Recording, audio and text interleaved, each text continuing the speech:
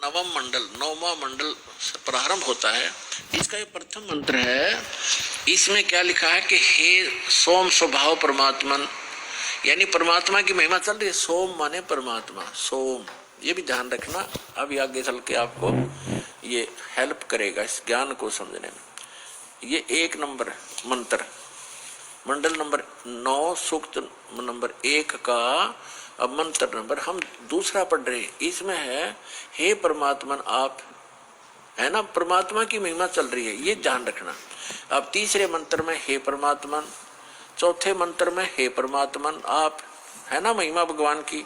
और 5वें मंत्र में हे परमात्मन आप, यानी परमात्मा की महिमा चल रही है। अब छठे मंत्र में मंडल नंबर 9, सूक्त 1, मंत्र 6, हे परमात्मन, है परमात्मा की महिमा। और अब यहाँ 7वें और 8वें में इनका याद आ गया महर्षि के चेल्यां के। अब यदि हम यहाँ परमात्मा लिख देंगे, आगे परमात्मा को की महिमा है कि वो बालक रूप धारण करके आता है, 3 प्रकार के शरीर धारण करता है, तो जनता के समझ में ना आ जावे कि भगवान नर आकार है। तो यहाँ इन्होंने परमात्मा ना लिख के पुरुष लिख दिया। ये देखिएगा, ऋग्वेद मंडल नंबर 9, सूक्त 1 और मंत्र नंबर 7।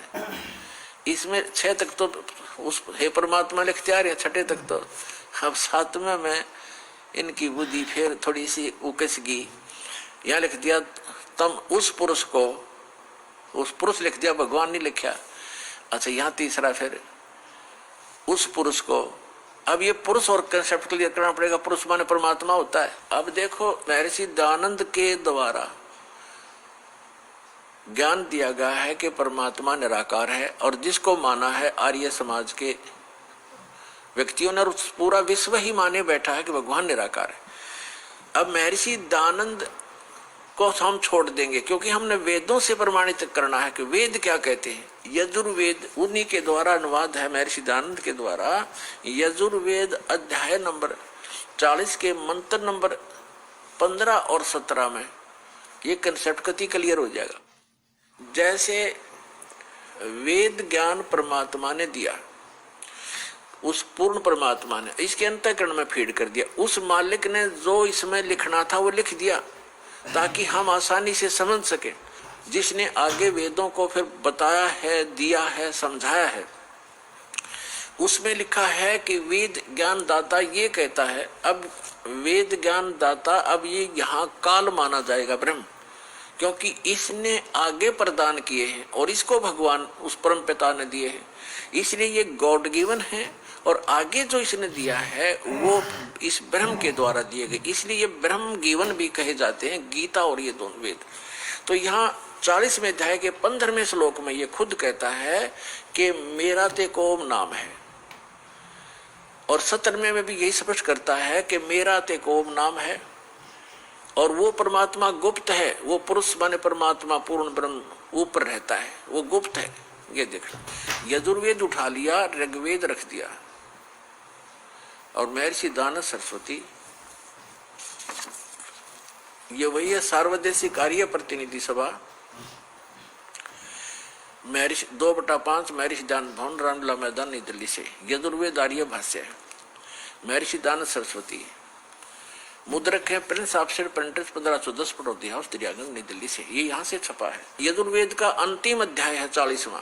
इसमें टोटल 40 अध्याय है, 40 ओनली। और इसमें 40वें अध्याय में 17 मंत्र हैं, और इसमें पूरे यजुर्वेद का लगभग निष्कर्ष है। अब देखो, ये यजुर्वेद अध्याय नंबर 44, 40वां अध्याय है।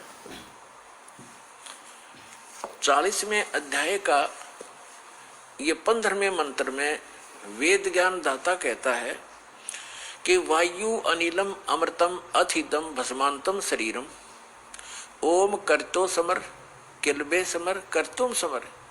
ओम नाम का जाप काम करते करते सिमरण करो। कलबे माने कलबलाहट के साथ, कसक के साथ एक स्मरण करो। और कर्तुम माने अपना मूल कर्तव्य जानकर मनुष्य जीवन का ओम नाम का सिमरण करो। ये तो ब्रह्म तक की साधना है। और वायु अनिलम अमृतम, अथिदम भस्मांतम शरीरम, यानी जब आपके प्राण समाप्त होंगे उस समय इस ओम नाम के जाप से जितना अमृतम अमृतो, यानी आपको जितनी गति होनी है वो मिलेगी। अब इसका प्रमाण आपने श्रीमद् भगवत गीता अध्याय नंबर 8 के श्लोक नंबर 13 में मिलेगा कि गीता ज्ञान दाता भी ये ब्रह्म ही है। श्री कृष्ण जी में प्रवेश करके बोल रहा है, ये कह रहा है कि ओम इति एकाक्षरम ब्रह्म व्यवहारण माम अनुसमरण यह प्रयाति तजन देहम स याति परमाम गतिम।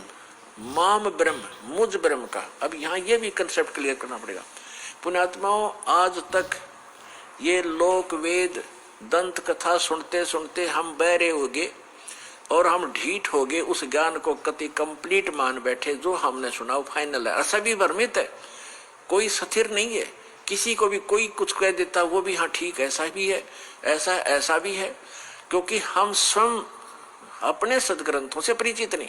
और दास का उद्देश्य है कि आपको अपने ही सदग्रंथों से परिचित करा के इनका मास्टर बना दूं ताकि आप भ्रमित ना हो। जैसे श्रीमद् भगवत गीता अध्याय नंबर 2 के श्लोक नंबर 53 में कहा कि अर्जुन, जब भिन्न भिन्न प्रकार के भ्रमित करने वाले वचनों से ज्ञान से आपकी